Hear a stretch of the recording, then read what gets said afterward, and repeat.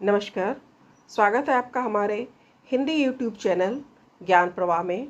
आज हम इस वीडियो में आपको क्लास 9 की हिंदी रसखान के सवैये की प्रश्न उत्तर करवाएंगे। पाठ्य पुस्तक के प्रश्नों के उत्तर। चलिए, पहला प्रश्न है, ब्रजभूमि के प्रति कवि का प्रेम किन किन रूपों में अभिव्यक्त हुआ है? उत्तर है, कवि को ब्रजभूमि से गहरा प्रेम है। वो इस जन्म में ही नहीं, अगले जन्म में भी ब्रजभूमि का वासी बनना चाहता है। ईश्वर अगले जन्म में उसे ग्वाला बनाए, गाय बनाए, पक्षी बनाए या पत्थर बनाए, वो हर हाल में ब्रजभूमि में रहना चाहता है। वो ब्रजभूमि के वन, बाग, सरोवर और करील कुंजों पर अपना सर्वस्व न्यौछावर करने को भी तैयार है। प्रश्न नंबर 2, कवि का व्रज के वन, बाग और तालाब को निहारने के पीछे क्या कारण है? उत्तर, कवि का ब्रज के वन, बाग और तालाब निहारने का कारण ये है कि वो इन सब से श्री कृष्ण का जुड़ाव महसूस करते हैं।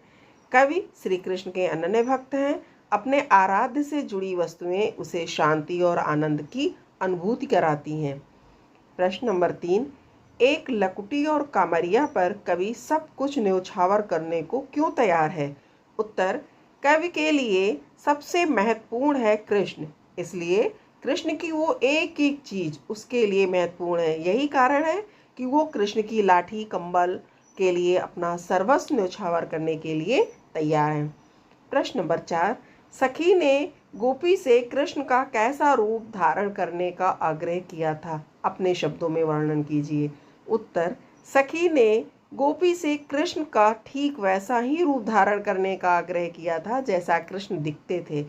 इसके लिए उसने सिर पर मोर पंख का बना मुकुट, गले में गुंज की माला, शरीर पर पीला वस्त्र पहनने और हाथ में लाठी लेने का आग्रह किया था। प्रश्न नंबर 5, आपके विचार से कवि पशु, पक्षी और पहाड़ के रूप में भी कृष्ण का सानिध्य क्यों प्राप्त करना चाहता है? उत्तर, कवि पशु, पक्षी और पहाड़ के रूप में कृष्ण का सानिध्य इसलिए प्राप्त करना चाहते हैं क्योंकि इन सब के साथ श्री कृष्ण का जुड़ाव किसी न किसी रूप में रहा था। प्रश्न नंबर 6, चौथे सवैये के अनुसार गोपियाँ अपने आप को क्यों विवश पाती हैं? उत्तर, चौथे सवैये के अनुसार गोपियाँ अपने आप को इसलिए विवश पाती हैं क्योंकि श्री कृष्ण की मुस्कान अत्यंत आकर्षक है। इस मुस्कान के आकर्षण से बच पाना उनके लिए कठिन हो जाता है। इस मुस्कान के कारण वे अपने तन मन पर अपना नियंत्रण नहीं रख पाती हैं। प्रश्न नंबर 7, भाव स्पष्ट कीजिए। क, कोटिक एकल धौत के धाम, करील के कुंजन ऊपर वारो। इसका भाव है, रस खान ब्रजभूमि से इतना प्रेम करते हैं कि वे वहाँ के कांटेदार करील के कुंजों के लिए करोड़ों महलों के सुखों को भी न्यौछावर करने को तैयार हैं। आशय यह है कि वे महलों की सुख सुविधा त्याग कर भी उस ब्रजभूमि पर रहना चाहते हैं। ख, माई रीवा मुख की मुस्कान समारी न जई हैं, न जई हैं, न जई हैं। इसका भाव है, एक गोपी कृष्ण की मधुर मोहनी मुस्कान पर इतनी मुग्ध है कि उससे कृष्ण की मोहकता झेली नहीं जाती।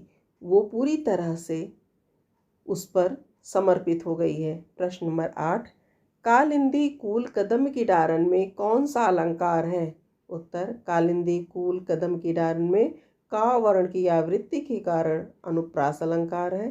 प्रश्न 9, काव्य सौंदर्य स्पष्ट कीजिए। या मुरली मुरली धर की अधरा न धरी, अधरा न धरूंगी।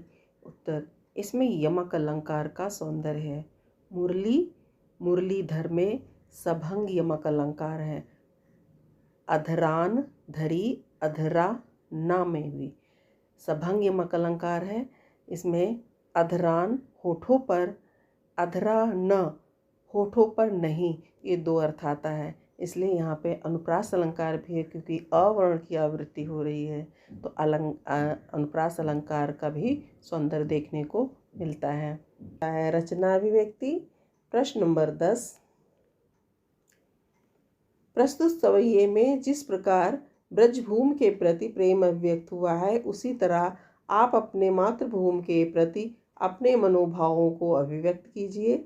उत्तर, मातृभूमि ने हमें जन्म दिया है, इसी मिट्टी से हम आए हैं और इसी मिट्टी में मिल जाएंगे।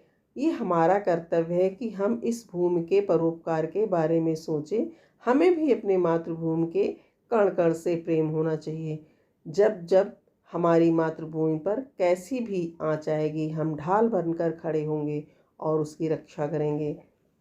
प्रश्न नंबर 11, रसखान के इन सवैयों का शिक्षक की सहायता से आदर्श वाचन कीजिए, साथ ही इन्हीं 2 सवैयों को कंठस्थ कीजिए। ये आपको अपने से स्वयं करना है। ठीक है।